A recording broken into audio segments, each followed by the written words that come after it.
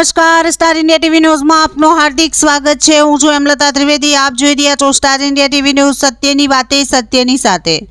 Dahod MGVCL કચેરી સામેથી એક વ્યક્તિનો મૃતદેહ મળી આવતા ચકચાર, પોલીસ ઘટના સ્થળે।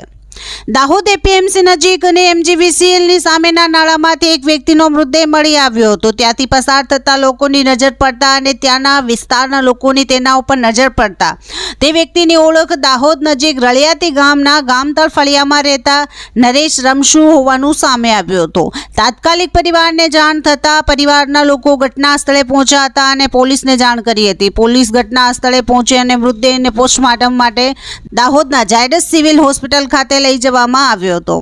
વ્યક્તિનું મોત કયા કારણોસર થયો છે તે દિશામાં પોલીસે વધુ તપાસ હાથ ધરી છે।